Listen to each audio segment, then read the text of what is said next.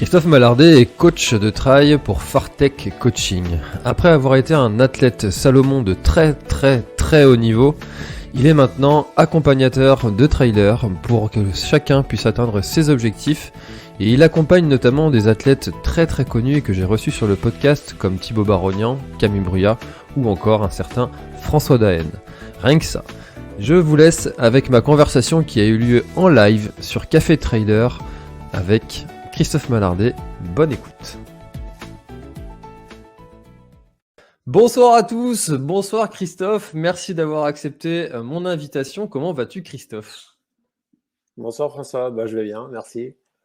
Écoute, vu qu'en plus il fait super beau en Bretagne, il y a toutes les raisons d'aller bien en ce moment.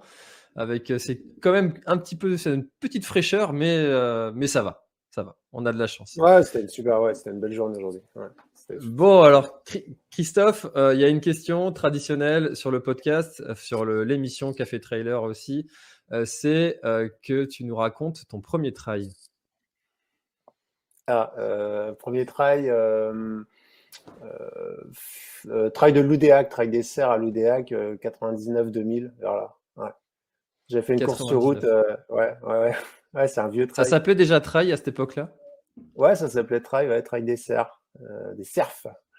Et je me souviens, j'avais fait une course sur route le samedi et le lendemain, j'avais fait ce trail, ça devait faire 30 km, je pense, à l'époque.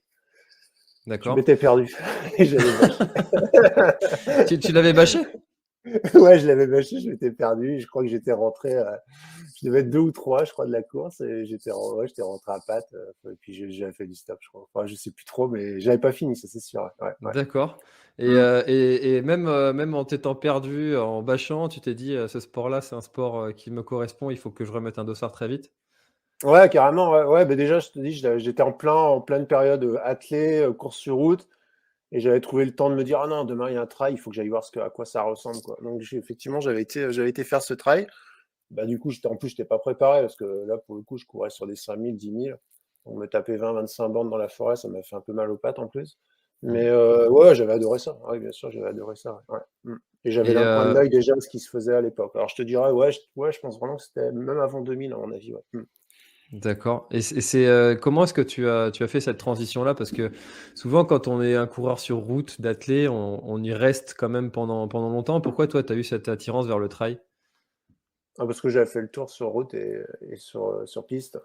En fait, si tu veux, moi j'ai baigné dans la culture VO2 Magazine depuis que je suis à l'athlée. Donc j'achetais les VO2 tous les mois depuis l'âge de 14 ans. Donc je suivais l'athlée, la course sur route. Et puis les VO2, ils ont créé les Templiers en 95, je crois, 96. Et donc du coup, à chaque fois, il y avait 2-3 pages à la fin du magazine sur le trail. Et puis après, 2-3 pages supplémentaires sur les Templiers, puis sur les autres courses qui pouvaient commencer à démarrer en France. Et puis moi, j'ai trouvé ça toujours tout de suite génial, en fait. Et donc, j'ai continué à faire ce que je faisais en me disant, non, mais en fait, c'est ça qu'il faudrait que je fasse. Mais j'avais vraiment envie de finir ce que j'avais à faire sur piste et sur route. Et du coup, 2000, 2001, 2002, là, j'ai dû faire la transition. Parce que je voyais que les chronos, je les aurais pas descendus plus que ça sur piste. Et puis surtout, ça faisait 2-3 ans que je voulais y aller, quoi. Donc, à un moment, faut y aller, quoi. Ouais. Et tu as toujours fait de la course à pied ? Tu disais que tu faisais du coup de l'athlé, que tu avais fait un petit peu le tour. Tu as toujours fait ça, de ce sport-là, ou c'est un sport que tu as découvert sur le tard ? Depuis la 6e, moi, mon premier cross, ça va être, je dois avoir 9 ans, 10 ans. Ouais. Et le premier vrai souvenir de cross, c'est le cross de l'école en 6e. Et à partir de là, j'ai jamais lâché. Ouais. Donc, je crois qu'on a tous commencé avec ça, ce fameux cross du collège. Qui a lieu. Il y avait les départementaux scolaires aujourd'hui, là. Ouais, non, mais c'est sûr. C'est une belle école. Et puis, nous, en plus, moi, j'habite à Vinguignel. Il y a toujours le club athlétique du Score Vinguignel, le club du coin. Mené par Jean-Claude de Calvé, donc je baignais vraiment. Je suis né dans le bon patelin, en fait, quoi. Tu vois, dans le patelin où il y a un club de cross et qui est toujours performant, quoi. Donc ouais, c'était chouette.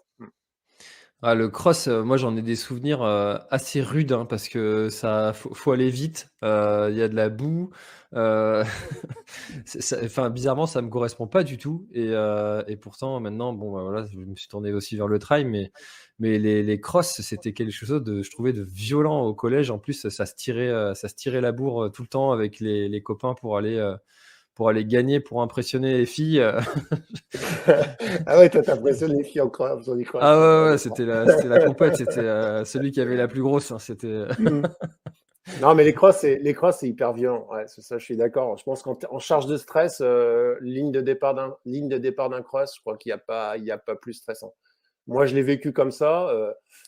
Tu vois, tu pars sur une ligne où il y a deux mecs au plus les uns devant les autres, mais en fait, c'est une ligne de 100 mètres de large et puis tout le monde part et tu sais qu'à la fin, il y a 20 mètres de large et il faut que tu sois dans les premiers.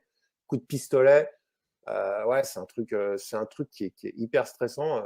Moi, ma fille, elle déteste le cross pour ça. D'ailleurs, elle a arrêté parce que, en fait, pour penser départ cross, starter, ça l'angoisse, quoi. Ça la stresse. Et je vois bien, enfin, moi, je trouve que, bah, on parlait des scolaires, là, le truc le plus chouette à voir aujourd'hui, c'était de voir un départ de sixième où tu as 200 gamins de sixième qui viennent faire leur premier cross, qui ont des points, des chaussures de foot ou des baskets et qui partent, comme ils n'ont aucune gestion d'allure, on leur dit que c'est 2 km 2, qui partent mais comme des balles et qui au bout de 300 mètres sont asphyxiés, mais oh, c'est incroyable. Et tu te dis l'énergie et puis la fougue, non, enfin, moi j'ai toujours adoré, j'adore toujours le cross, j'adore suivre ça.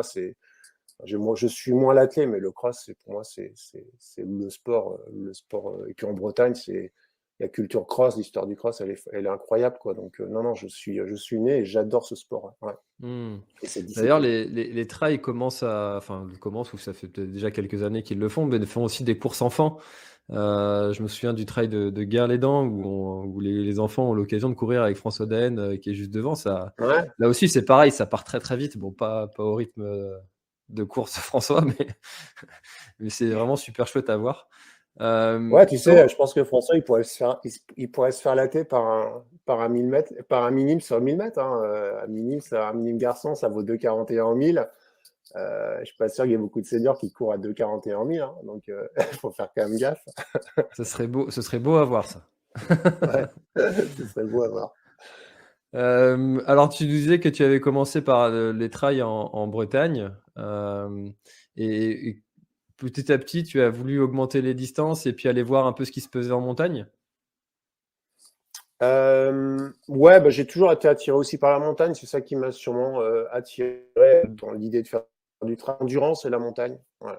Je pense que avant que le trail n'existait pas, ce qui m'attirait, c'était les étapes de montagne quand je voyais le Tour de France, tu vois. Cette idée de faire du long, que chaque sauve sa peau comme il peut, colle des étapes de légende, des légendes.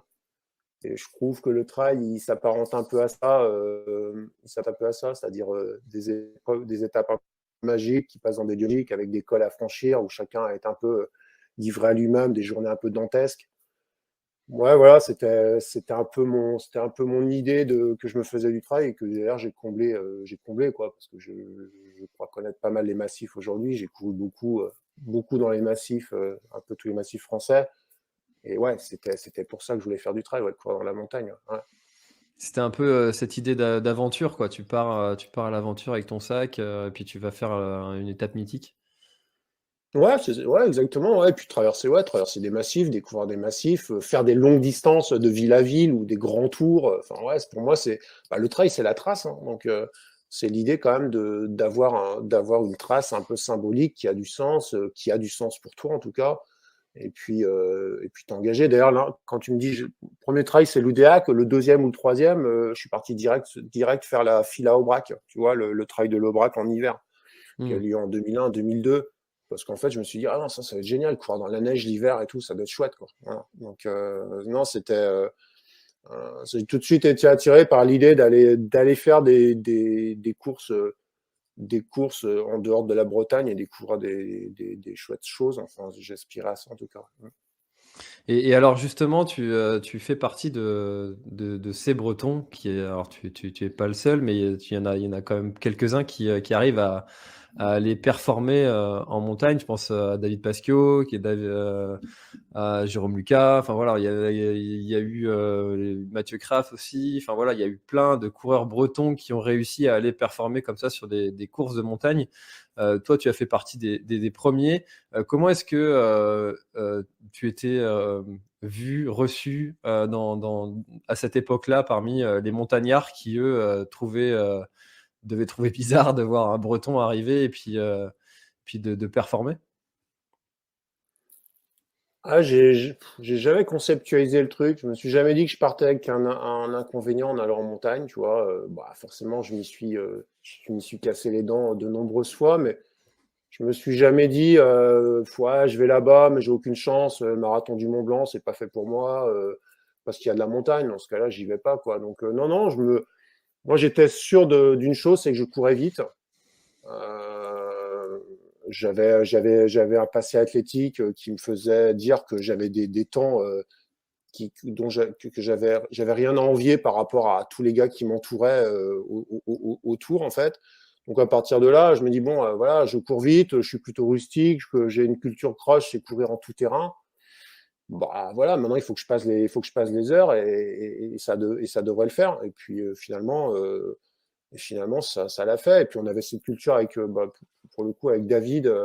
Alors, Jérôme, il était plus sur les formats ultra, donc il a tiré son épingle et Mathieu aussi.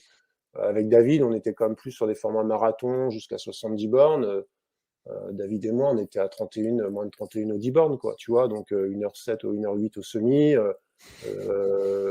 Voilà, c'est-à-dire que ça courait vite. Donc c'est quand même une bonne base.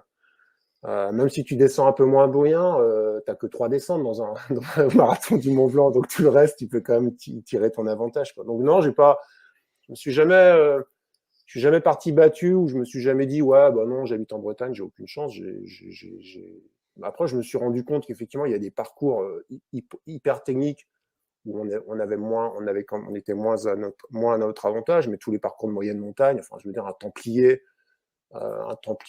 moi j'ai une tranche du trail, une Saint-Élion, marathon du Mont Blanc, enfin, je sais pas, je pourrais t'en citer plein. J'ai gagné Trail, l'Ardéchois, enfin il y a plein de trails comme ça.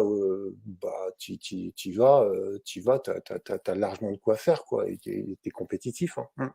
Mmh. Le Parce que, Ventoux, par exemple, ouais. Parce que c'est vrai que souvent on se dit bon bah on va faire un trail en montagne, mais on a cet inconvénient de pas pouvoir travailler le D+, et c'est ce que j'ai constaté quand j'ai accompagné le Team Bretagne Ultra Trail à La Réunion. Quand je disais ce que je faisais là, les gens ils hallucinaient en fait de dire qu'il y avait une équipe de Bretons qui était là pour faire la diagonale des fous, alors que nous on n'a pas de montagne pour préparer ça. Ça impressionne en fait, ça intrigue aussi. Et puis ça fait peur aussi à certains trailers de se dire bah, je peux pas préparer ce type de trail là parce que j'ai pas le terrain qu'il faut. Ouais, bah après, il faut trouver. Moi, c'est là que j'ai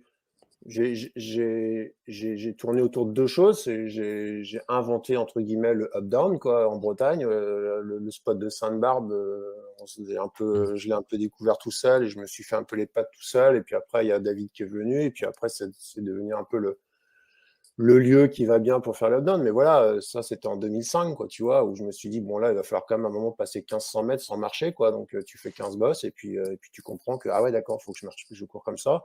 Et puis après, effectivement, faut être très. Enfin, moi, je m'étais dit aussi, bon, à un moment, faut quand même aller en Bretagne, en montagne, quoi. Donc, tous mes vacances familiales, des week-ends étaient dédiés à passer, enfin pas beaucoup de week-ends, mais je passais un paquet de week-ends en stage. Je passais tous mes 15 jours, 3 semaines de vacances, j'étais en montagne et je faisais de la montagne. Donc je me donnais aussi les moyens. Mais tu vois, Nathalie Mauclair, j'avais côtoyé sur une Mm. conférence, qui habite au Mans.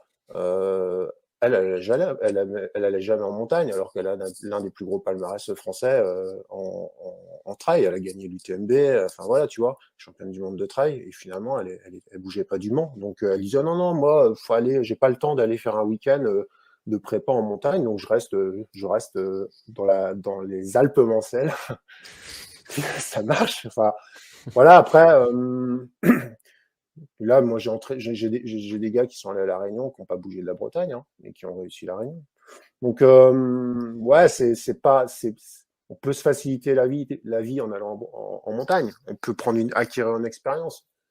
Mais il ne faut pas penser qu'on ne peut rien faire parce qu'on est en Bretagne. Mais par contre, il ne faut pas courir comme un Breton. Il ne faut pas courir à la manière d'un Breton quand tu vas à La Réunion. Tu sais que tu ne vas pas partir à la vitesse de Guerlédan, quoi. Tu vois, il faut aussi tempérer un peu les choses, quoi. Voilà. Il faut quand même savoir s'adapter un petit peu. Et alors, est-ce que tu as une explication? Parce que moi, bon, tu viens un peu de donner une idée qui confirme mon ressentiment sur le fait que, justement, à l'inverse, les Bretons vont souvent en montagne, mais les montagnards viennent très rarement Ah, sur nos terres bretonnes. ah, j'en ai autre chose. Euh, Ouais. on a très peu. Il y a quelques athlètes élites. Je pense à Jon Stuck, par exemple, qui est venu faire le Belle-Île Trail. Enfin, il y en a quelques-uns qui viennent comme ça de temps en temps, mais finalement très peu. Est-ce que tu as une explication à ça? Ouais, c'est la légitimité qu'on a à vendre notre territoire. C'est-à-dire que nous, on est convaincus que le Mont Blanc, c'est beau et que les Alpes, c'est chouette. Eux, ils ont tout ce qu'il faut. Ils ont tout ce qu'il faut autour de chez eux. Bon, ouais, ils disent, OK, la Bretagne, c'est sympa. OK, courir le sentier côté, c'est bien. Mais ouais, de là en faire un objectif, voilà, tu vois, ils sont dans le Grand Est, ils sont dans les Pyrénées, ils s'amusent dans leurs montagnes. Et finalement, pour eux, c'est hyper compliqué d'associer à la fois un parcours qui a du sens pour eux et puis, une destination touristique qui a sens. Donc Belle-Île, ça marche bien parce que c'est un peu une carte postale. C'est un peu la carte postale de la Bretagne. Donc il y a deux, trois, l'ultramarin, le raid du Golfe, bah, il attire aussi un peu des gens comme ça. Après, c'est vrai que c'est difficile, tu vois, même Guerlédan. Moi, j'ai couru Guerlédan une fois, j'ai fini entre Thomas Laure-Blanchet et Grégory Vollet. Donc, tu vois, c'est possible c'est possible d'attirer des gars, mais parce que c'était structuré comme à l'époque Challenge Salomon, c'était une étape importante. Et puis, du coup, les gars, pour apporter des points, ils venaient en Bretagne, quoi. Voilà. Mais aujourd'hui, il n'y a pas un calendrier. Il n'y a pas un calendrier qui t'oblige à passer par la Bretagne pour faire, je sais pas, s'il y a un championnat de France en Bretagne, ce sera intéressant. Et par contre, je pense qu'il y a un complexe quand même aussi des coureurs alpins en disant ah, ça court beaucoup, il faut tout le temps courir, ça marche jamais. Et ce que moi, je t'ai dit, j'avais pas forcément en allant en montagne en me disant non, bah, allez, on y va, de toute façon, au pire, on marche. Eux, ils l'ont en disant ah merde, faut courir tout le temps, les petites bosses, ça pète les pattes. Et il y a cette idée quand même de se dire, ouais, c'est pas un truc pour nous, c'est moins marrant que ce qu'on fait. Bon, je veux bien entendre, hein, c'est sûr que eux, ils ont le territoire. Enfin, moi, c'est un territoire que j'idéalise pour faire du trail, les Alpes, les Pyrénées. Donc, je pense que j'habiterais là-bas. J'aurais pas fait non plus 10 trails en Bretagne, quoi. C'est certain. Hmm. C'est vrai que ces destinations-là nous font rêver, hein. On a beau l'aimer, notre Bretagne, mais malgré tout, les objectifs, même nous en tant que Bretons, très souvent, bah, ça reste des épreuves de montagne parce que peut-être aussi que c'est l'essence du trail qui veut ça. euh, à l'origine, on parle quand même de course en montagne, beaucoup, que les origines du trail, l'importation du trail en France se passe par la montagne. Enfin voilà, il y a toute une histoire aussi qui veut ça. Je pense que ça joue aussi dans nos choix, euh, Ouais, c'est je certain. pense. Ouais, c'est certain. Et puis, il y a quand même des belles organisations. Bon, en Bretagne, il y a des belles organisations aussi. Mais ouais, c'est sûr, moi, il y a des paysages, il y a des lieux qui m'attirent, il y a des choses qui m'attirent et des découvertes à faire qui sont quand même pas si loin, quoi. La France, elle a quand même ses caractéristiques. En 8 heures de bagnole, tu es quand même dans des spots incroyables. Donc, ouais, moi, ça a été quand même la façon de découvrir la France, ça a été par le trail, ouais, évidemment. Hmm. Alors, je l'ai pas dit, ça fait déjà presque 20 minutes qu'on échange, mais vous pouvez poser toutes vos questions à Christophe en direct, que ce soit sur Facebook ou YouTube, et on y répondra avec grand plaisir, à la manière de David qui te lance un petit défi. Il te demande quand est-ce qu'on se tire la bourre sur une course depuis le temps, ça me manque. Voilà. C'est David P, c'est ça? David P. Bah non, parce que j'ai pas pu, il s'est pas inscrit sur le 42 à Mélan la Ah. semaine dernière. Non. Non, mais il est plus affûté que moi, je le laisse, Mais ouais, mais bien sûr, en tout cas, moi, un entraînement, ça ferait plaisir. Ouais. Bah, C'est marrant, on s'est perdu de vue, on s'est resté pendant 10 ans, on était quasiment inséparables, on était sur toutes les courses et on était en relation toutes les semaines ensemble. Et nos retraites respectives font qu'on s'est un petit peu perdu de vue. C'est dommage parce c'était une chouette rencontre sportive. Ouais. Bah justement, David Pasquio parlait d'aller sur la Diagonale des Fous pour les 30 ans. Est-ce que toi, c'est le genre de défi qui pourrait t'attirer? Non, comme ça, a priori, non. À chaque année, je me pose la question, j'irai, j'y vais pas. Tu vois, j'aurais eu plein d'occasions d'y aller. J'ai même failli y aller une fois parce que je m'étais inscrit. Et puis, j'ai renoncé en cours. Au final, je crois que ce défi d'ultra, bon, j'ai jamais réussi vraiment un ultra et j'ai jamais vraiment pris de plaisir à en finir un. Non, c'est pas certain que je m'engage sur ce type de défi, de défi. Non. Bon, après, faut jamais dire jamais, mais là, tu vois, j'ai pas le truc qui fait me lever de ma chaise en disant si, dans 3 ans, j'y suis avec David, quoi. Il n'y a pas la petite étincelle qui brille dans Non, les yeux non, pour. vraiment pas, non, non, non, non, non.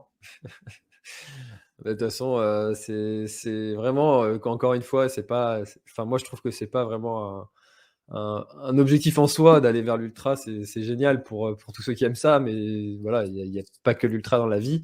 Et est-ce que Alors, si tu, tu veux, moi, j'avais un idéal de finir par l'ultra, en fait. Vraiment, pour le coup, c'est pas non plus défaussé de dire ça. C'est que je renonce parce que enfin, je renonce parce que j'ai vu que j'y arriverai pas, en fait. J'y arriverai pas parce que j'ai mal au dos, parce que dès que je fais des longues distances, je me bloque, tu vois. Bon, voilà, je manquais de courir, mais j'ai fait Melran, trail de la Vallée de la Sarre le 11 novembre. Voilà, je finis avec le dos en compote. Ouais, je me dis, alors là tu as fait 42 bornes, 160, 30 heures de course. Bon, tu reviens sur tes vieux démons d'avant. Et en fait, non, non, moi, dans mon idéal, j'ai fait en 2015, j'ai fini vice-champion de France de trail court. Je me suis dit, bon, j'arrête les crosses, j'arrête le trail court. Je me dédie sur mes 7-8 prochaines années à faire que de l'ultra. Je fais le Mont Blanc, je fais la Réunion, je fais tous les beaux ultras dont j'ai envie, quoi.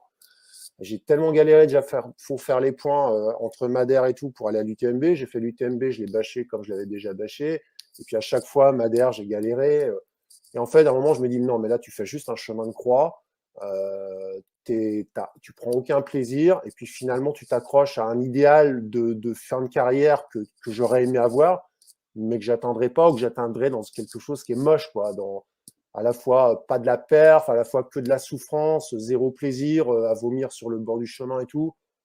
Ouais, je me dis c'est bon, à un moment, il faut lâcher un peu l'affaire. Donc la Réunion, c'est un peu dans cette idée-là. Bien sûr, j'ai des relents de motivation en me disant ah, c'est quand même chouette. Mais concrètement, quand je m'y remets et quand je me fais, tu vois, un 40-50 bornes, je me dis ah ouais, bon ouais, en fait, t'as quand même toujours mal au dos, t'as quand même galère. Et à un moment, on revient sur terre et puis ravale aussi un peu ton ego en disant bon voilà, c'est pas grave, tu peux aussi rester sur ce que tu sais bien faire. Je sais encore courir vite sur 30 bornes, je m'amuse, ou à Melran, je me suis amusé sur 40 bornes, et ben c'était rigolo, voilà. Donc c'est aussi pour ça que je vais pas à la Réunion, parce que je sais que ce sera vite une pure galère. Et puis alors il y a un truc que j'aime plus faire, c'est devoir me justifier de pourquoi je me suis arrêté sur le bord du chemin. Ça va, j'ai trop fait. Donc maintenant j'arrête, je cours plus, j'ai mal au dos et j'arrête, quoi. Voilà, basta. Hmm. Ouais. Bah, tu vois, ça c'est une question que j'ai posée la semaine dernière à Cédric Chavet de savoir pourquoi est-ce que les athlètes élites arrêtaient certaines courses, parce qu'il nous disait en avoir arrêté quand même certaines. Ouais. Et c'est vrai que c'est quelque chose qu'on voit fréquemment, hein, des athlètes élites qui arrêtent parce que tout simplement ils sont plus dans leur objectif, il y a plus de plaisir, et puis que la saison se continue aussi derrière. Donc il y a tout un tas de raisons qui font que les athlètes élites abandonnent alors qu'ils seraient en capacité finalement de terminer, même si c'est terminé très loin derrière, mais l'objectif est plus là, quoi. Bah ouais, ouais, c'est certain. Dans l'instant, ouais, après, c'est pas certain non plus. On se dit, ouais, ok, bon, bah, il est 30e, il abandonne. Franchement, s'il finit tout en marchant, il finit, quoi. Ouais, enfin, s'il lui reste 12 heures en marchant, le gars, il est en train de vomir ses tripes depuis déjà 4 heures, il est déshydraté, ou alors il a une tendinite, etc. Ouais, ok, il finit. Encore, je suis pas sûr qu'il finisse parce que quand tu es dans un état de déshydratation, bien ou marcher ou pas marcher, t'avances plus, quoi. Et tu mets quand même ta santé en péril. Donc, faire gaffe quand même à ça, de se dire que bah, tu peux être t'arrêter, être 30e et être dans un état de détresse totale et physique totale et largement moins en bonne santé que le gars qui est 600e et qui fait son petit truc tempo et qui marche et qui, lui, est dans un équilibre métabolique qui fait qu'il va continuer, quoi. Donc c'est aussi, il faut se méfier de ça, quoi. Ouais, ou alors il dort et il repart le lendemain matin. Voilà, c'est la Mm. seule solution pour repartir, un peu comme François Den a fait au Au Cap-Vert quand il Cap-Vert. s'est pris un coup de chaud, quoi. Voilà, bah voilà, au moins là, il remet un peu le corps avec des batteries un peu rechargées. Mais sinon, quand tu es en état de déshydratation ou quand tu es blessé, c'est pas en marchant que tu vas aller plus vite ou c'est pas en marchant que tu vas finir. T'es pété, quoi. T'es out, quoi. Donc, faut faire gaffe, quoi. Et c'est là que Mm. tu épuises définitivement le bonhomme, quoi. Ouais, puis il y a tous ces enjeux-là de se dire que, surtout quand on est un athlète élite, bah, il y a toute une saison qui continue derrière. Souvent, quand on n'est pas dans cette catégorie de coureurs-là, bah, le trail sur lequel on est, c'est un objectif, mais derrière, il y en a peut-être qu'un autre dans 6 mois. C'est pas grave, quoi. Si on arrive, qu'on est un peu fracassé un peu plus, bon, on s'en remettra et même si ça prend du temps. Donc l'abandon n'a pas la même incidence derrière quand on est athlète élite et quand on ne l'est pas. Non, et Euh, puis ouais. la perf demande aussi un engagement, quoi. C'est-à-dire que à un moment, si tu veux faire top 10 à La Réunion, tu peux pas juste te dire, bon, je vais attendre, je vais voir et je vais accélérer éventuellement un petit moment. À un moment, tu es obligé de te mettre avec les groupes, tu es obligé de prendre des risques, tu es obligé de prendre. Tu vois, il y a des choses où tu peux pas être que gestionnaire de ta course. Évidemment, il faut d'abord t'occuper de toi. Mais à un moment, tu es obligé de prendre des choix borderline, t'exploses, quoi. Voilà. Donc, c'est ça aussi qui fait la différence entre bah, je suis mieux de peloton, moi l'important c'est de finir et bien maîtriser ma course. Et je l'ai déjà fait 3 fois. Là, j'essaye de gagner 1 heure ou j'essaye de rentrer dans le top 10. Ça passe ou ça casse, quoi. C'est un peu cette idée-là aussi. Ouais. Hmm. Puis j'entendais aussi Greg Volley raconter des stratégies d'équipe aussi qui sont faites avec un coureur d'une équipe qui part à pleine balle et puis en fait il veut cramer les autres qui sont derrière et qui essayent de suivre. Puis en fait c'est pour faire gagner un autre athlète de l'équipe qui est derrière. Ça aussi ça peut aussi exister sur certaines courses où il y a un enjeu pour l'un des coureurs de la team, quoi. Ouais, ben, ouais, s'il l'a raconté comme ça, moi, je pense que les gens, ils sont assez malins quand même. Et ceux qui tombent dans le piège, c'est quand même des gars qui plus que c'est de faire piéger, c'est qu'ils conservent pas leur calme ou qui perdent un peu de leur lucidité à s'engouffrer dans les gars avec qui ils partent, quoi. Mais c'est pas du vélo quand même, quoi. Tu vois, c'est pas Hmm. tu prends la bonne échappée, voilà, si tu pars avec un gars, bah tu fais le même effort que lui, tu t'exposes. Donc il y a quand même, je pense que c'est moins. Alors ça peut être une forme de bluff, mais je pense que c'est moins efficace que sur le vélo. Et ça fait perdre surtout les gars qui n'ont pas de projet de course au départ ou qui sont en train de regarder les autres courir et qui sautent sur tout ce qui bouge. Ah, là, c'est sûr, ceux-là, tu les pièges tout de suite. Ouais. Ouais. Hmm. Mais si, c'est intéressant que ça commence à peut-être aussi à devenir stratégique, stratégie d'équipe aussi sur certains trails. Ça peut rendre aussi, ça peut dynamiser un peu les trails aussi. Je trouve que ça peut rendre un truc un peu intéressant à suivre. Surtout avec les lives maintenant, en plus on peut vivre ça en direct. Ça peut être chouette à regarder. Christophe, j'aimerais qu'on parte sur le sujet du coaching. Pourquoi est-ce que qu'est-ce qui t'anime dans le coaching et pourquoi est-ce que tu t'es lancé dans ce milieu-là?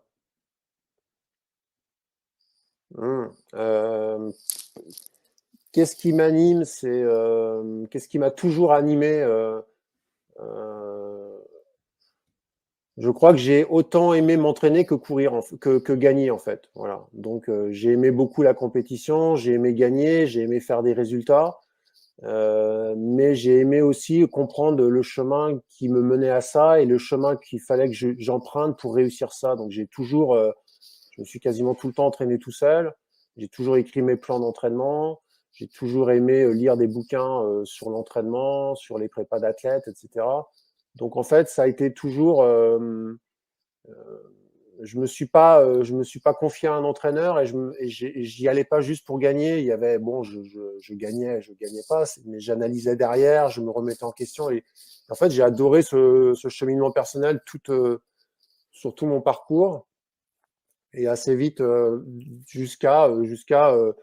enfin très tôt, mes premiers souvenirs là, c'est je m'embête sur un cours de maths en première, j'écrivais mes plans d'entraînement pour préparer le Bretagne de cross cadet, quoi, tu vois, en cours, quoi, tu vois, En fait, puis je me dis que ouais, finalement, c'était déjà mon métier, c'était déjà le métier que je voulais en faire. J'avais aucune idée mais c'était ça qui m'animait, d'écrire des plans d'entraînement. Quand je te dis que j'étais abonné à VO2 Mag, bah, c'était pour lire les chroniques de Bernard Brun sur l'entraînement de Pantel, sur les entraînements des élites. Enfin voilà, ça m'animait. Et donc du coup, j'ai aussi, dans un premier temps, fait ça pour moi. J'ai commencé aussi à partager cette expérience avec d'autres athlètes en cross. Et puis avec des trailers avec des trailers à partir de 2009-2010, notamment avec Seb Chéniaud, le premier. Et puis, deux, trois autres. Et puis à un moment, je me dis, tiens, bah, pourquoi j'en ferais pas? C'était le début de l'auto-entrepreneur, l'entrepreneuriat, Sarkozy ça. Je me dis, tiens, je me mets en auto-entrepreneur et je fais du coaching, quoi. Puis je verrai bien, enfin, ça se trouve, j'aurai 3-4 personnes intéressées, quoi.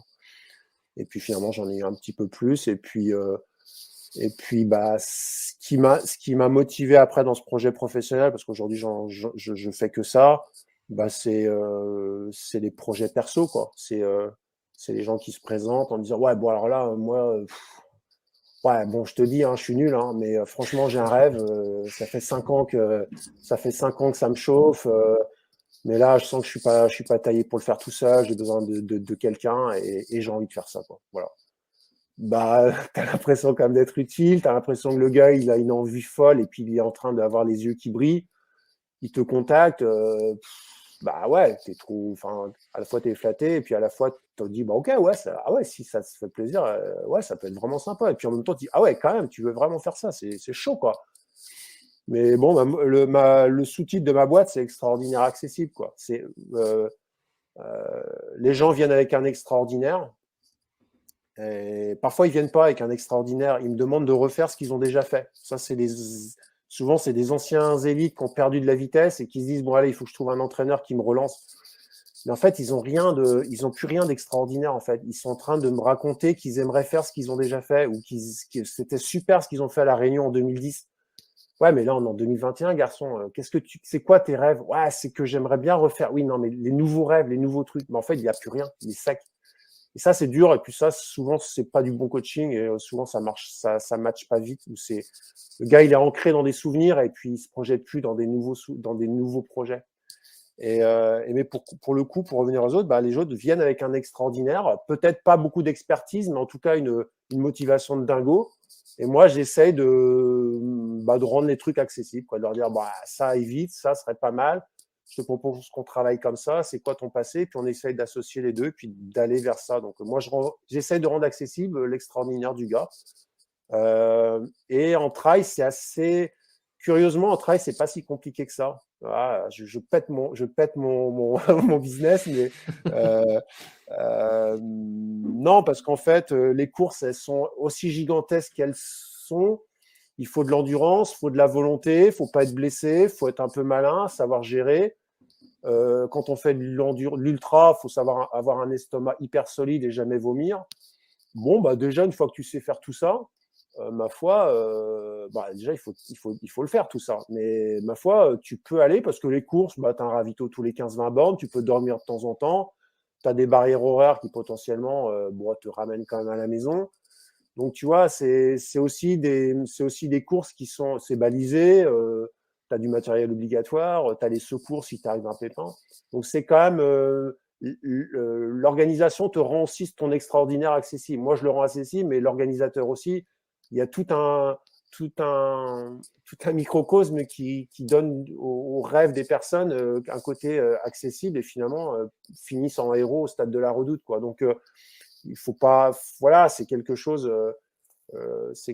Qui potentiellement, si c'est bien mené, si c'est pas mené de manière éparpillée, et puis si vraiment c'est ce qu'on veut, on peut y arriver, ouais. Et puis qu'on a quand même un peu de moteur et que on n'est pas trop vieux et qu'on n'est pas trop cassé, quoi. Voilà. Donc, mais ça vient quel passé sportif on a, quelle envie on a, et puis comment on chemine là-dessus, quoi. Ça prend 6 mois pour certains, ça prend 4 ans pour d'autres.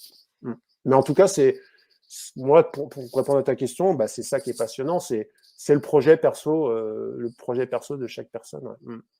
Tu dirais que tu rêves à travers les personnes que tu accompagnes vers leurs rêves? Non, non.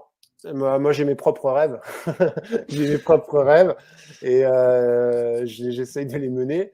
Mais par contre, je suis hyper fier et hyper content quand quelqu'un me dit qu'il a réussi son rêve. Ouais, ouais. Mais je reste à ma Hmm. place. Je me transfère pas dans son rêve. Bah déjà, sportivement, moi, j'ai vécu, je suis un gâté pourri. Hein, je pense que j'ai eu tout ce que je voulais. C'est pour ça aussi que j'ai plus envie de faire tant que ça de choses. Parce que j'ai eu mes extraordinaires aussi. Mais, euh, mais non, mais par contre, ouais, ça. euh, Moi, si tu veux, j'aime bien être le petit coup du match, la petite LED qu'il faut pour réussir, mais je reste à ma place, quoi. Parce qu'à la fin, c'est son extraordinaire. Je vais pas lui piquer son résultat et puis je lui apporte ce que je peux lui apporter, quoi. Voilà. Et Hmm. comme et d'autres personnes lui apportent, je suis pas le seul à lui apporter des choses. Ouais. Bah, tu le disais, il y a tout un cadre, toute une structure qui est autour du trailer ou du coureur qui maintenant est assez cadré quand même. On fait pas n'importe quoi, ça c'est clair, mais ça a peut-être pas toujours été le cas parce que quand tu as commencé l'entraînement, tu le disais, c'était VO2 Mag. VO2 Mag, c'était plutôt orienté course route.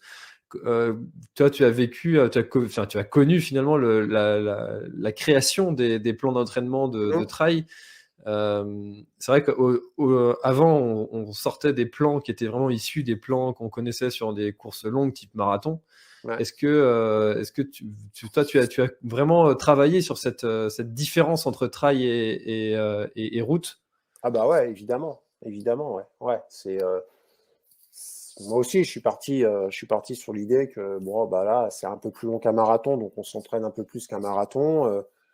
Mais non, après, oui, j'ai créé, j'ai essayé de trouver toutes les particularités qu'il pouvait y avoir sur un trail, sur un ultra trail. Comment ne pas s'user non plus dans le volume, c'est-à-dire qu'à un moment, à force de demander des courses qui sont de plus en plus longues, est-ce qu'on doit pas, euh, si l'UTMB est 4 fois plus long que le marathon de Paris, est-ce on doit s'entraîner 4 fois plus, quoi, tu vois, Hmm. ne serait-ce qu'en distance.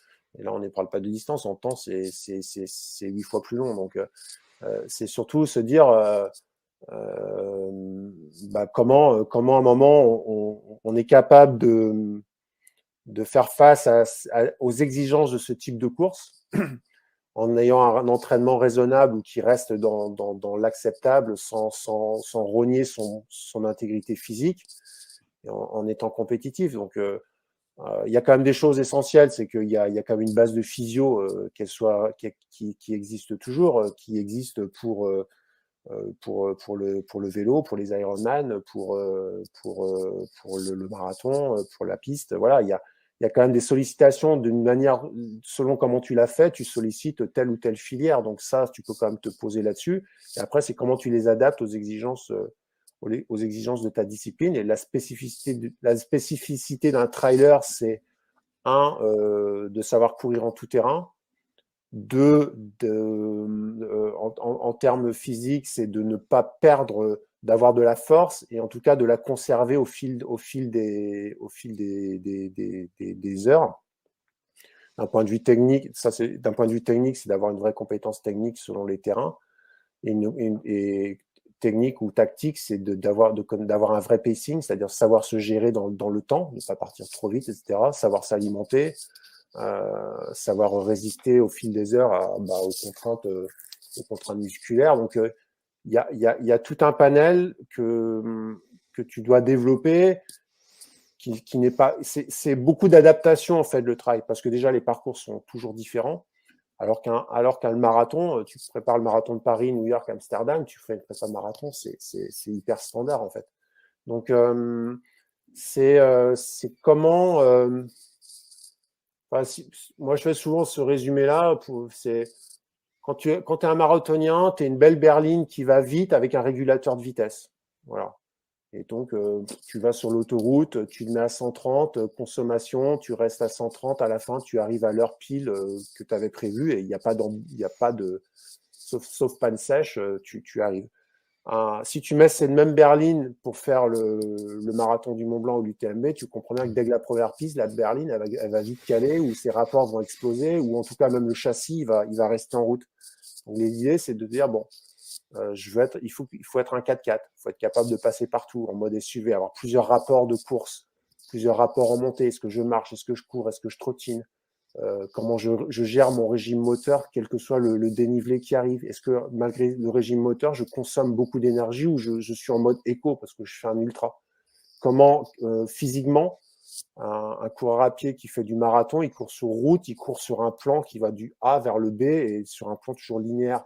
Un trailer, il va sauter à gauche, il va sauter une marche, il va monter à gauche, droite. Donc, comment aussi on est capable d'adapter sa carrosserie à tout ça et pouvoir encaisser tous ces traumas, quoi. Donc, tu vois, c'est un peu les deux grands champs entre pour moi, entre un trailer et un coureur sur route. Et à partir de là, bah, il faut s'adapter à ça et trouver des combines pour aller chercher le mode 4x4. Alors les gars, ils vont dire ah mais là du coup j'ai pris un peu de poids, j'ai pris les cuisses et puis j'avance plus sur mon test VMA avec les potes sur 400. Bah ouais, mais bon, à un moment, qu'est-ce que tu veux faire, quoi? Voilà.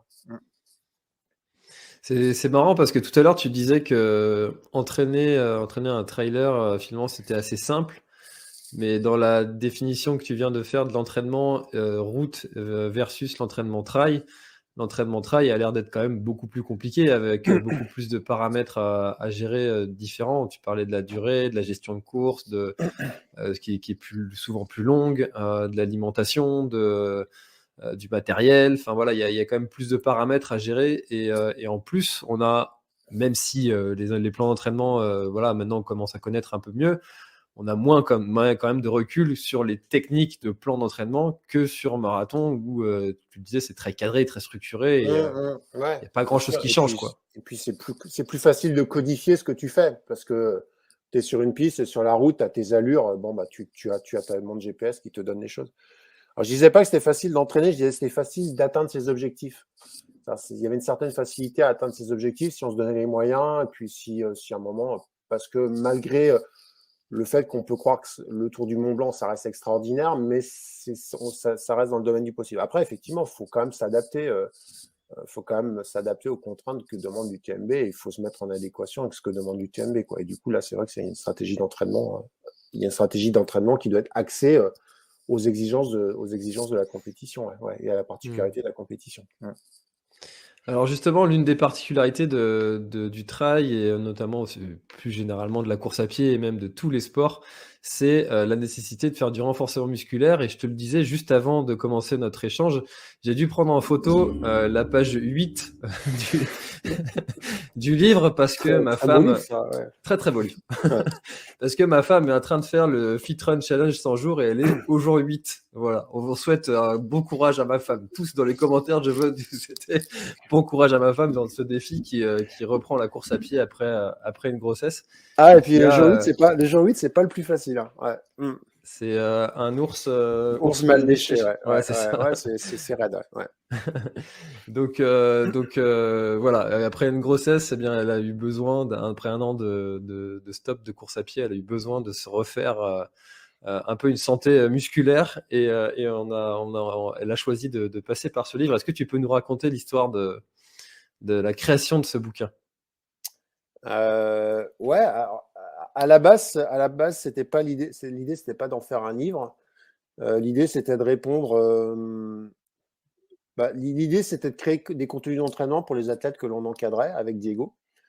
Diego, c'est le coach avec qui je travaille et avec qui je collabore sur Fartlek. Et avec justement cette idée, on était là, on était au mois d'octobre de l'an passé, avec cette idée de se dire, quand on faisait les bilans avec les athlètes, de dire ouais, cet hiver, franchement, il faut que je me remette, il faut vraiment que je fasse du renfort, quoi. Parce que ouais, je vois bien sur les ultras, à un moment, j'ai les cuisses qui chauffent un peu. Si j'étais un peu plus gainé, si j'ai un peu plus de force, ça m'aiderait quand même à monter. Je m'écroulerais moins. Enfin, je vois bien. Et puis, je pousse pas sur les bâtons. J'ai pas de force dans les bras. Bon, ok. Bon, ça, c'était le constat d'octobre 2020, 2019, 2018, 2017. Depuis que je fais du coaching, tous les fins d'année, on se dit, ouais, cet hiver, il faut vraiment que je m'y mette, je fasse vraiment du renfort parce que ça va me servir pour le trail. Ce qui est vrai, parce que cette histoire de 4x4, là, que je t'ai parlé, c'est un peu cette idée, c'est de dire, bon, allez, comment je me fais une carrosserie solide qui est plus globale, qui est peut-être moins fit qu'un coureur qui est sur piste ou un coureur de demi-fond, mais en tout cas, qui permet de courir en tout terrain et de pas trop bouger, quoi. Et au final, ça, une fois que le constat est fait, c'est comment tu mets des coureurs à pied qui adorent être dehors sur un tapis à faire du renfo, quoi. Alors ça, ça fait 10 ans qu'on essayait, et puis 10 ans qu'on lamentablement on échouait parce qu'on tenait 3 semaines sur des petites séances, ou alors ou des trucs un peu durs, et puis finalement ça lâchait. Bref, en gros, tous les ans, au mois de mars, on se retrouvait un peu dans le même constat que bon, on avait un peu bricolé, mais globalement, ça ne s'arrêtait pas beaucoup la saison. Puis à un moment, je me suis dit, bon, là, il y en a un peu marre, Diego. On va faire un truc, on va s'y mettre pour de bon, quoi. En gros, pour de bon, pour de vrai, quoi. Et là, je dis, bon, on va faire 100 jours de renfort non-stop. Bon, alors, c'est un peu, enfin, j'aurais pu dire 50, j'ai dit 100, voilà. Et donc, avec cette idée de justement dire, bon, là, on va booster les gars, 100 jours, ça va leur causer. Par contre, évidemment, ils n'ont pas tout le temps pour faire ça. Donc, l'excuse de ouais, j'ai pas fait, j'ai pas le temps, parce que ça tombait tous les ans. Genre, je te mets footing 1 heure, 20 minutes de renfo. Bah, j'ai fait le footing d'1 heure, mais franchement, j'avais pas le temps pour le renfo. Bon, ok. Donc, du coup, on dit c'est une séance pendant 100 jours, max 15 minutes de la séance. Et nous, on les mettait sur un Google Slide, là. Donc, la séance, elle était présente 24 heures, elle disparaissait le lendemain pour la présence d'une autre. Donc, si tu loupais, bah, tu loupais la séance. Ça frustrait les gens parce qu'ils disent ah, zut, j'ai loupé le machin. Et qu'est-ce qu'il y avait? Bah, ouais, non, trop tard. Non, tu peux pas me la remettre, j'en ferai 2. Voilà, genre, j'en ferai 2, je rattraperai et puis je ferai les 30 minutes. Non, non, le deal, c'est t'en faire un petit peu tous les jours. Et ça, j'y crois beaucoup, moi, dans la méthode d'entraînement. C'est peu, mais tout le temps, plutôt que beaucoup, mais rarement. Voilà, ça, pour moi, c'est quelque chose de fondamental. S'inscrire plutôt dans la durée avec de la modération plutôt que de vouloir tout le temps rentrer en mode commando pour se blesser, pour s'exploser. C'est à la fois vrai dans le renfort, mais c'est à la fois vrai aussi dans l'entraînement au quotidien ou dans l'engagement qu'on met dans des projets. Et du coup, on est parti là-dessus. On a fédéré, on a lancé ça avec nos athlètes. Alors, on a quelque chose qui nous a un peu aidé, c'est que à cette époque-ci, l'an passé, on était en confinement, enfin, on était en couvre-feu, il n'y avait plus de compète. Donc, du coup, l'hiver, il a été simple, personne n'avait de compète, donc tout le monde avait un peu le temps de placer une journée, 15 minutes. Et donc, ça nous a aidé aussi parce qu'il n'y avait pas de nécessité de récupérer plus que ça, parce que les compètes n'arrivaient pas, tous les calendriers se ressemblaient parce que tout le monde était un peu sur le même principe. Je m'entraîne, mais je ne sais pas quand est-ce que les compétitions vont repartir. Et donc, on a fait ces 100 jours. Ça avait commencé le 1er novembre, ça a fini le 14 février ou le 13. Et puis, ça a vachement plu, quoi. Voilà, ça a vachement plu à nos athlètes. Nous aussi, ça nous a fait bosser parce que tu imagines créer 100 séances. Toi, tu as un podcast par jour, tu vois bien que c'est compliqué d'avoir de se renouveler tous les jours. Et ben, nous, c'était pareil. On se disait, là, on fait les 7 prochains jours et puis on n'avait pas fini. On dit, il faut encore refaire, c'était infernal. Mais finalement, on avait une grosse base de données. Et à ce moment-là, quelques semaines après, quand ça s'est fini, on a rencontré, moi je travaillais un peu avec Nature Trail, Turbulence Presse. Et puis, je travaillais justement un peu sur les notions de renfo aussi. J'avais une petite chronique. Et puis, je leur ai expliqué un peu le projet. Ils disent, ah non, mais ça, il faut qu'on fasse un livre, quoi. Voilà, ça nous intéresse. Ça ne te dit pas de mettre ça sous forme de livre. Alors, avec Diego, on s'est dit, bah ouais, c'est simple. En plus, on a tout archivé, tout ce qu'on avait fait. En fait, c'est pas si simple parce que passer d'un Google Slide à un livre, ça demande quand même quelques réajustements. Donc, on s'est repris 3 mois de boulot à reprendre chaque fiche une par une avec tous les détails, enfin voilà, shooting photo et tout.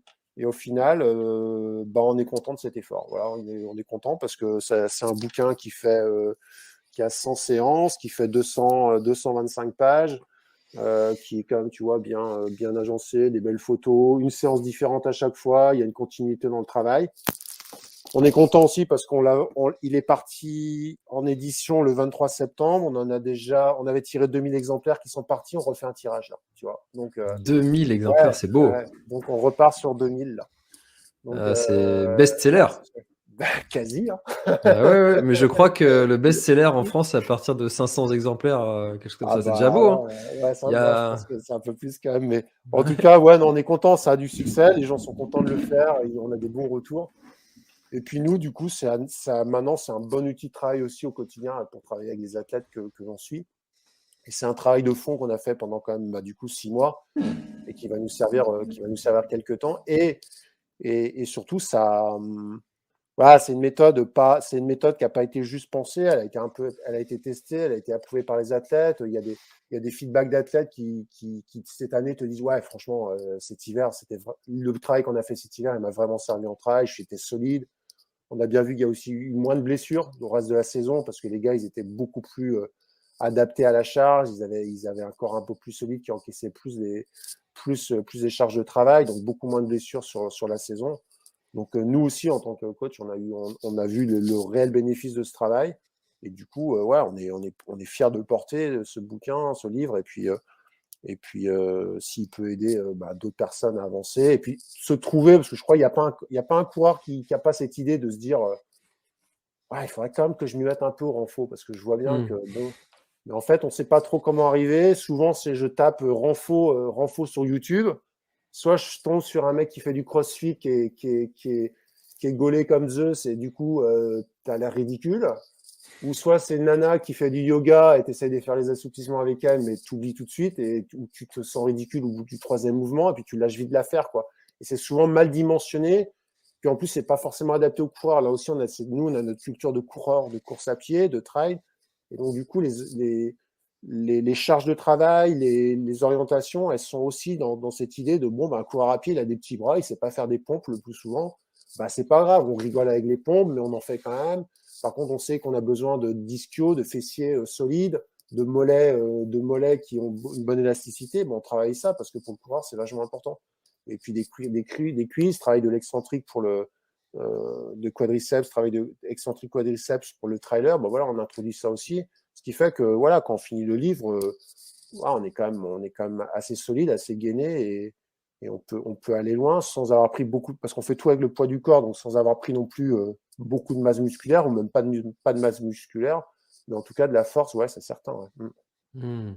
Puisqu'il y a quelque chose aussi que j'aime beaucoup et qui est très motivant en fait au quotidien de relancer les séances, c'est qu'il y a une espèce d'histoire en fait qui est dite entre chaque séance. Tiens, alors ça va comment cette séance de la veille? Là, t'as cru qu'on allait s'arrêter là? Bah non, en fait, c'est reparti. Enfin voilà. En fait, ça, c'était le ton qu'on a pris avec les athlètes. Alors, le truc, c'est qu'on l'a fait, on était avec des gens que l'on connaissait. Donc, autant dire que les diapos, on y allait sous le mode van et puis sur le mode un peu chambrage. Et quand on a repris en mode le livre, on s'est dit, non, mais ça, on ne peut pas faire. Je veux dire, on va s'adresser à des gens qu'on ne connaît pas. Puis, on a commencé à écrire un peu en mode sérieux, en mode didactique, un peu péda et tout. Puis, à un moment, on s'est ennuyé. Et puis, surtout, on dit, non, mais il n'y a pas de vie dans ce livre, quoi. En fait, faut qu'on garde un peu. Alors, on a enlevé quelques blagues reloues quand même, mais dans l'idée, on s'est dit quand même, non, il faut garder cette énergie voilà, c'est notre ton, c'est peut-être léger, mais ça nous plaît bien. Voilà, c'est cette idée aussi de ne pas se prendre au sérieux. On fait les choses sérieusement, on s'entraîne pendant 100 jours, on fait 100 séances de renfort. C'est sérieux, mais on ne se prend pas au sérieux. Voilà, et si on est nul en pompe, on est nul en pompe. Voilà, il n'y a pas de souci avec ça. Du coup, j'ai regardé, c'est 5000 pour être best-seller. J'avais le Ouais. 5, mais pas le bon 0. On n'est pas loin. Je te recontacte en juillet. Objectif. Ouais, en tout cas, tous les gars qui sont là, j'ai bien vendu le truc. Normalement, déjà, on en a. Tous les gars qui suivent le live sont Je le remontre. Voilà. Chez Turbulence Presse. Voilà. Et normalement, il est chez Amazon. Ouais. Bon, de toute façon, je mettrai le lien dans la description de l'épisode et puis vous pourrez le retrouver très facilement. Cool. Ça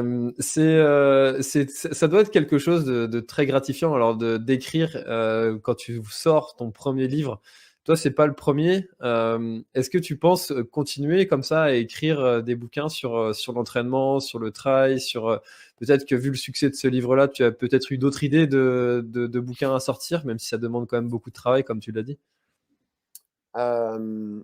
Alors c'est très gratifiant. C'est l'objet livre pour moi, c'est chouette un objet. C'est un objet, un livre ça se brûle pas quoi. Un livre ça se passe, ça se met dans une bibliothèque, ça se feuillette.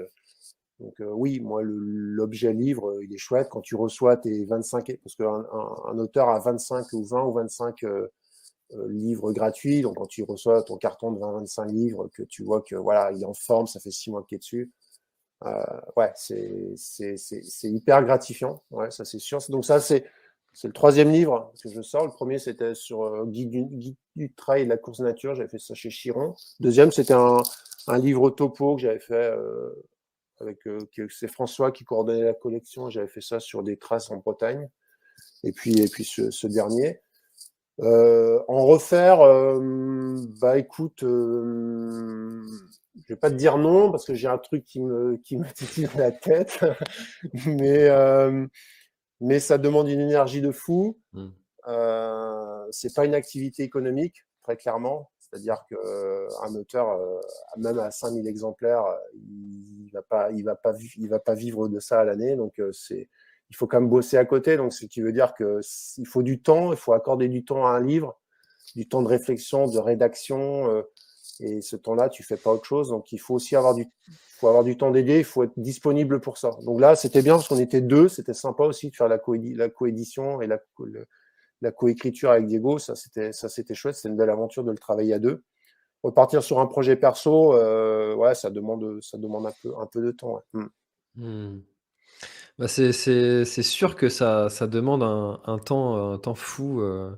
Même si on aime ça, écrire, et puis moi je suis très fan aussi, même si je suis très digital hein, dans tout ce que je fais, c'est voilà, Facebook, Instagram, YouTube, voilà, du digital partout. Mais pour autant, le livre, le bouquin, comme tu dis, l'objet, j'adore ça. Et même si j'ai lu tous mes livres de trail, de course à pied, d'entraînement, de préparation mentale, etc., j'ai pas envie de les jeter ou même si je sais que pour certains, je les relirai jamais. Mais je sais pas, il y a quelque chose avec avec l'objet, je trouve. Ouais, mais Et, c'est sûr, bien sûr. Ouais, moi, tu vois, j'ai retravaillé ma bibliothèque la semaine dernière hein, pour te dire. Effectivement, il y a des livres qui sont là, tu les as pas réouverts depuis 15 ans. Moi, j'en ai mis dans des, comment dire, des cabines téléphoniques, là, tu sais, où on met ah oui. des dons de livres, donc j'ai un peu aéré comme ça. Mais c'est vrai que c'est difficile de se détacher d'un livre, même que tu as lu, que tu n'as pas relu, et tu sais ce qu'il contient, c'était une bonne expérience, tu as envie de le garder, mais à un moment, tu peux pas stocker pour stocker non plus. Donc, ouais, maintenant, je suis plus dans cette idée de partager. J'ai lu le livre, je le laisse dans un coin, je vois que le lendemain, il est parti avec quelqu'un d'autre, ça a fait plaisir à quelqu'un, il est en train de le lire, et puis ça, normalement, quand tu l'as reçu d'un espace comme ça, bah, tu le remets dans un autre espace et puis ça tourne. Ça, je trouve que c'est une bonne idée. Ouais. C'est vrai que c'est une idée excellente, ça, qui a été mise en place par les communes, je pense, par je sais Ouais, pas il y en qui a a mis ça partout en. maintenant. Ouais, Ouais, ouais, il y en a ouais, partout, ouais. c'est une très bonne idée. Christophe, on arrive déjà à bientôt une heure d'échange. Qu'est-ce qu'on peut te souhaiter pour l'année prochaine, pour 2022? Quels sont tes projets? Quels sont tes rêves, si tu peux nous les partager, tes rêves traillistiques ou autres? À titre perso, en tant que coach, Comme tu veux. Parole libre. parole libre.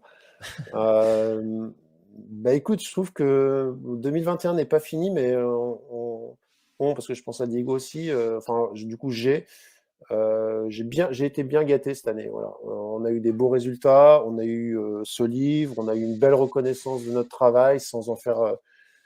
J'ai l'impression que cette année, on récolte 10 ans de travail et on développe une légitimité qu'on n'a jamais eue jusque-là et qui fait plaisir. On s'enflamme pas là-dessus, mais en tout cas, qui nous donne aussi une forme une forme d'apaisement. Je sais pas si tu comprends ça. C'est-à-dire que pendant 10 ans, tu trimes en disant Hmm. ouais, putain, il faut que la boîte, il faut que j'avance, il faut que je teste des trucs. J'ai été longtemps dans et j'espère que les gars ils vont pas se planter. Putain, j'ai beaucoup d'angoisse pour la réussite des gars, tu vois, en se disant bon voilà, on est parti, on s'est engagés tous les deux. J'espère qu'il va réussir la course. Quand il y avait des échecs, je le prenais pour moi et tout. Hmm. Et aujourd'hui, je suis vachement apaisé parce que je me suis j'ai acquis la certitude, en tout cas, une bonne conviction qu'on fait du bon travail, qu'on accompagne bien les gars, donc cet apaisement me fait du bien et finalement, si 2022 reste dans cette idée d'apaisement, moi ça me va très bien. J'aspire à être apaisé, donc et d'être de partager cette passion sur ce mode-là, justement, sur ce mode de bah, on va réussir, nos stress, ça va bien se passer, ça se passe bien, on est content et on repart. Quoi, voilà. Et ça, quand c'est comme ça, c'est chouette. Ouais. Hmm. Bah, c'est comme un musicien qui aurait travaillé sa partition pendant des dizaines d'années et puis qui maintenant déroule et fait plaisir à tous ceux qui l'écoutent. C'est ça, c'est sorte de fluidité, ouais. Mm. Bon, tu sais, tu connais l'histoire de l'expert, il doit faire Ouais. 10 000 heures pour être expert. Ouais, je pense que les 10 000 heures sur des plans d'entraînement, j'ai dû me les faire. Ça, Depuis c'est les bancs bon. d'école jusqu'à Ouais, en maintenant. plus, ouais, ouais, large. Ouais. Et, mais ça te garantit pas non plus forcément de. Après, ça peut te garantir de l'ennui. J'ai pas envie de l'ennui non plus. Donc, c'est juste. Là, il y a des belles choses. Puis, tu vois, le livre, c'est un nouveau projet. Ça permet aussi de stabiliser des choses, d'être apaisé sur certains projets, et puis d'autres, de pouvoir justement te consacrer à d'autres avec une nouvelle énergie, et puis l'envie aussi de redémarrer un peu en mode débutant sur d'autres projets.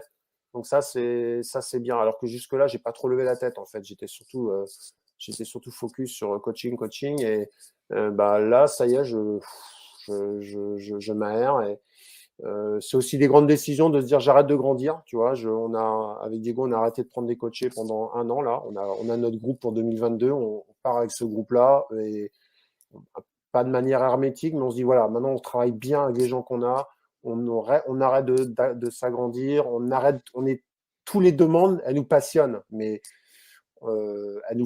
si on continue comme ça, on va se perdre. Donc on arrête faut pas qu'on se perde. Il faut juste qu'on fasse juste bien notre travail d'artisan qu'on aille qu'on affine les choses avec les gens avec qui on est en place, plutôt que se disperser à dire ouais, c'est celui-là aussi, il est chouette comme projet. Allez, je prends celui-là aussi parce qu'il est chouette. Et puis à un moment, tout est chouette, mais on fait plus rien de bien. Donc maintenant, on va juste polir les coachings avec qui on est, quoi. Mm. Bah, c'est une belle philosophie, je trouve, parce que c'est vite tentant, hein, de Ah, prendre c'est sûr. plus, forcément, hein. Je viens de me rendre compte, tu vois, que ça fait 1 heure qu'on parle. Moi, j'avais pas mal de questions, tu vois, qui sont venues à te poser, et que j'ai affiché très peu de questions des autres, en fait. Ça se trouve, on est que tous les deux. Non, non, pas du tout. J'ai pas affiché le chat ni rien, mais je sais pas, moi, On que s'il y a des est gens qui nous Ouais, suivent. t'as pas la vision sur le chat, mais moi je Ouais. l'ai, et et il y a Bah, presque bonjour tout le 150. monde, alors, du coup, Ouais. je crois qu'on était que tous les deux, en fait. Zut. Bah non, en fait, je t'avais pas dit. Ah, bah, Là, d'accord. Bien, là, il merci, y a alors. presque 150 personnes qui nous Oh, mon regardent, Dieu. voilà. Donc, remets bien ta mèche d'ailleurs. Ouais, c'est ça, pardon. Du coup, ouais. Du coup, je vais afficher quelques questions quand même, hein, pour Bah, bien remercier quand sûr. même tous ceux qui nous ont Ah non, je posé croyais des qu'on était questions. trois. Il y avait David Pasquier aussi. Ouais, c'est vrai que Ouais, c'est je vrai qu'il y savais quand même avait. qu'il y avait David Pasquier. Ouais, je mets mes lunettes, du coup. Ouais, allez, hop. Voilà. Alors, Christophe Asquier qui demande: «J'ai l'impression que beaucoup de très bons jeunes apparaissent avec l'expansion du trail. Comment estimez-vous le niveau, sur les courses? Pensez-vous qu'il y ait une grosse marge de progression pour les meilleurs?» Ah, l'impression beaucoup de très bons jeunes apparaissent. Ouais.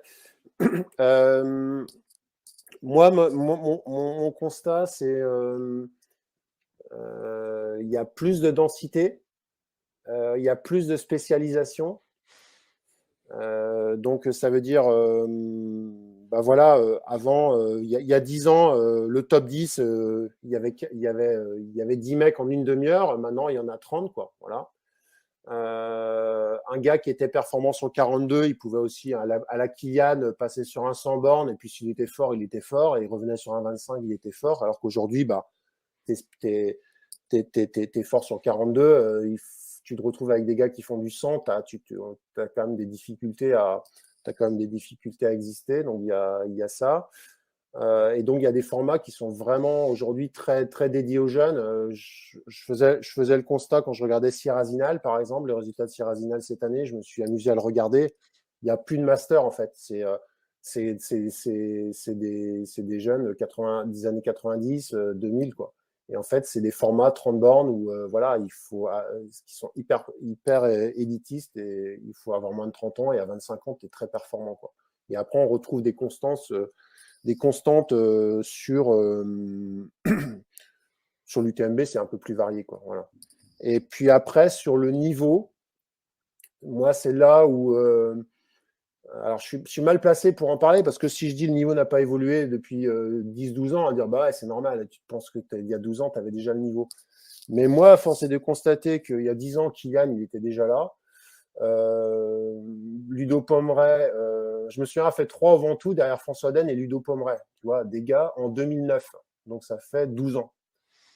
Ludo Pomeray, il a mon âge, 46 ans. François, il a pris 11 ans de plus. Et au final, c'est des gars qui ont un qui a gagné l'UTMB, l'autre qui a gagné la Réunion. Donc, une fois que je dis ça, c'est pas pour parler de mon niveau, c'est pour dire que finalement, ces gars qui étaient au top niveau il y a 11 ans ont pu garder ce top niveau.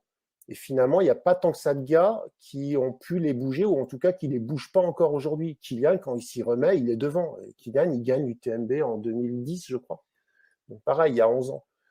Donc au final, bien sûr, il y a des coureurs qui arrivent, qui n'étaient pas là, mais en termes de niveau, et puis moi j'accompagne François depuis 2009. Il a progressé parce qu'il avait 21 ans à l'époque, enfin il avait 24 ans à l'époque et il en a un peu plus aujourd'hui. Mais il n'est pas passé, il court pas 2 fois plus vite, quoi. Voilà. Donc, par contre, il a une vraie expertise sur l'ultra aujourd'hui et une vraie spécialisation en termes d'ultra. Donc, je ne sais pas si j'ai répondu à la question, mais voilà, je pense qu'il y a à la fois beaucoup plus de densité, mais sur le niveau, c'est pas. Et puis, une dernière chose, Sierra Zinal, qui est pour moi quand même la course de référence, qui a 40 ans, c'est toujours le même parcours. Kylian a battu le record de Jonathan Wyatt que l'année dernière, quoi. Et Jonathan Wyatt, c'était 97, quoi. Voilà. Et le gars, il était au JO, il faisait le marathon, il faisait les JO à Sydney et à Atlanta, et il faisait Sierra Zinal. Aujourd'hui, il n'y a aucun mec qui fait les JO qui est à Sierra Zinal, quoi. Voilà. Donc, ouais. Alors quand on me dit, ouais, effectivement, Sierra Zinal, c'est un plateau dingo. Ouais, c'est dingo, ouais. Bon, Jonathan Wyatt, il faisait déjà 2h27 à l'époque, quoi. Voilà. C'est une question qui revient souvent, ça, sur l'augmentation du niveau, parce que pour l'instant, le trail, voilà, il est en plein boom, mais c'est pas non plus la course sur route. On n'a pas des cash price qui sont mirobolants, hein. Le gagnant des courses les plus célèbres, s'il gagne quelques milliers d'euros, c'est le maximum. Souvent, on se dit que quand il y aura des price money qui seront plus importants, là, on aura des coureurs qui seront peut-être de niveau supérieur et qui se diront, tiens, peut-être des Kenyans ou des choses comme ça. Toi, tu imagines ça un jour venir sur le trail? Ouais, moi je le souhaiterais, ouais. Ça pourrait être. Je pense qu'il manque quand même l'Afrique sur l'ultra, quand même. C'est quand même l'ultra trail. Je pense que avoir les pays africains venir sur ces épreuves qui sont quand même originelles, qui leur correspondent, s'ils s'y mettent, ça pourrait avoir un réel intérêt sportif, ouais. Aujourd'hui, ils y sont pas, c'est dommage. C'est à la fois pour des raisons économiques, je pense, mais pas que. C'est aussi le chemin le plus court, c'est aujourd'hui de faire du marathon, d'aller chercher des choses. C'est plus dans leur culture. Maintenant, une marque qui voudrait se donner les moyens de recruter à Eldoret 6 Kenyans triés sur le tas et se donner 5 ans pour les amener à gagner le marathon du Mont Blanc, la CCC et tout. Honnêtement, faut pas être un génie pour réussir ça, hein. Je pense que ça se fait assez vite, hein. Faut juste donner un peu de temps et puis les gars, ils y arriveront, quoi. Voilà. Il y aura une spontanéité peut-être à faire, mais je veux dire aujourd'hui, quand on voit Kipchoge qui court un marathon, il n'y a plus une spontanéité de Kenyan de je cours, je cours à l'instinct et puis je vois, non, tout est minuté, tout. Enfin, je veux dire, ils sont capables, ils savent se canaliser. Courir à la Kenyan, c'est plus dans les années 80 où ils partaient comme des fous sur un 5000 au JO. Aujourd'hui, ils ont un sens tactique de la course qui est parfait, donc ils seraient absolument capables de faire ça, mais c'est pas aujourd'hui ce qui se fait, mais ça, je pense que ça viendra, ouais. L'histoire nous le dira. Exactement, ouais. Julien Perren qui demande comment on fait pour courir longtemps, mais tout le temps, que les jambes tiennent. Question qui revient souvent quand on veut aller vers l'ultra. Comment faire pour longtemps? Comment on fait pour courir longtemps? Comment on fait pour courir longtemps, mais tout en il veut tout en fait, quoi. Ouais, je pense qu'il veut courir longtemps, vite, sur un ultra. Voilà. Ouais, d'accord. Déjà, faut pas courir vite. Voilà. C'est surtout ça. C'est la notion de pacing, c'est-à-dire comment aujourd'hui je dilue mon capital sur le maximum de temps plutôt que de tout donner en 3 heures et puis être dans un blackout et finir comme je peux, quoi. Et ça, moi je le dis souvent en stratégie de course, c'est le premier tiers de course qui conditionne la suite, quoi. Voilà. Et globalement, j'avais fait une vidéo une fois là-dessus, c'était le Trail Glazik où j'avais le sentiment de faire une course normale, d'un départ normal, et je me faisais marcher dessus, en fait. Je me faisais doubler tout partout. Et je me suis dit, mais c'est moi qui cours vite. C'est moi qui avance pas ou ça court vite, quoi. Et en fait, non, en fait, j'étais dans les justes courses et j'ai tout le temps couru et j'ai fait que remonter des gars jusqu'à l'arrivée, quoi. Et puis j'avais un peu analysé le truc. On était sur les 100 premiers, on était 2 ou 3 à avoir réussi ça, quoi. C'est-à-dire continuer à progresser dans le classement et avoir fait une course plutôt constante, quoi. Sinon, c'était 30 minutes, c'était un tiers à peu près bien, je crois exister, je crois subir et j'explose, quoi. Voilà. Et tu vois, il y a une semaine, à Melran, ça m'a fait exactement la même chose. Ça faisait 2 ans et demi, j'avais pas mis un dossard.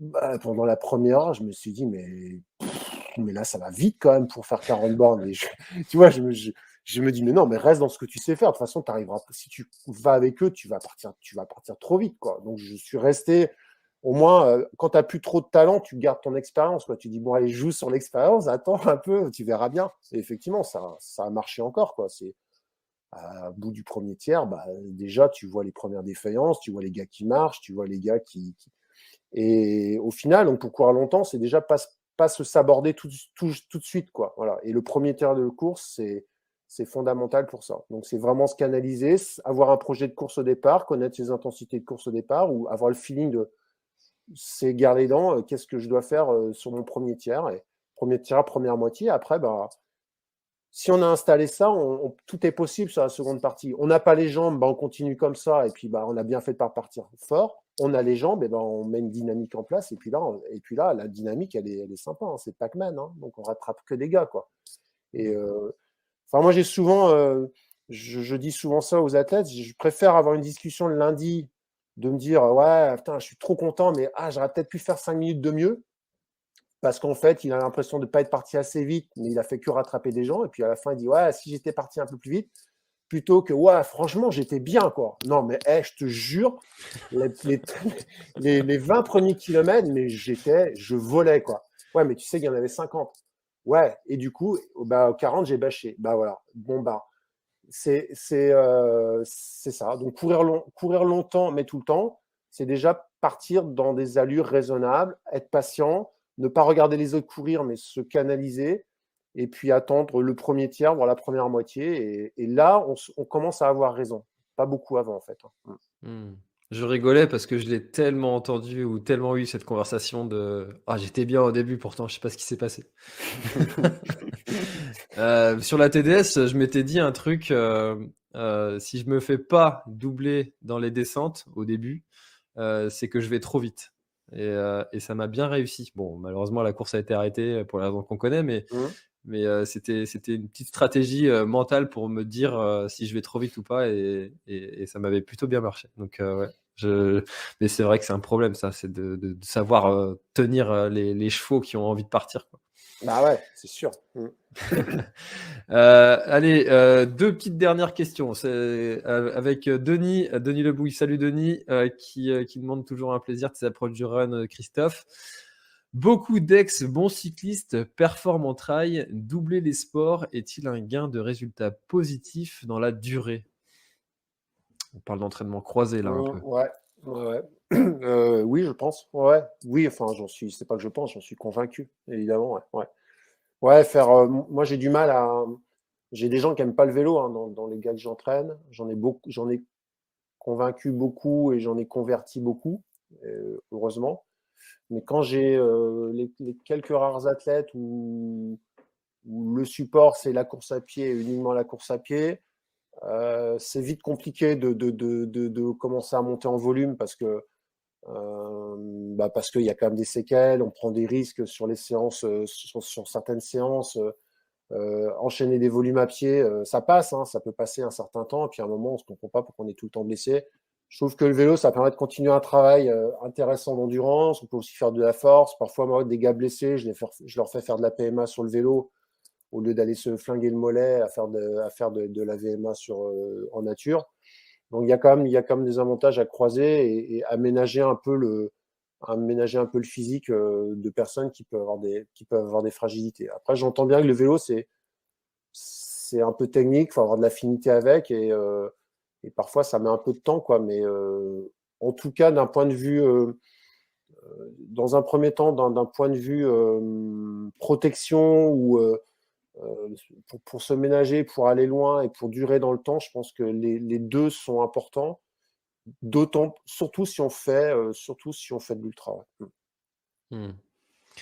C'est encore une fois quelque chose que je fais. Alors c'est très cliché, mais depuis le Tour de France, je me suis acheté un vélo et j'ai ressenti énormément de bénéfices. Rien qu'en même pas 6 mois.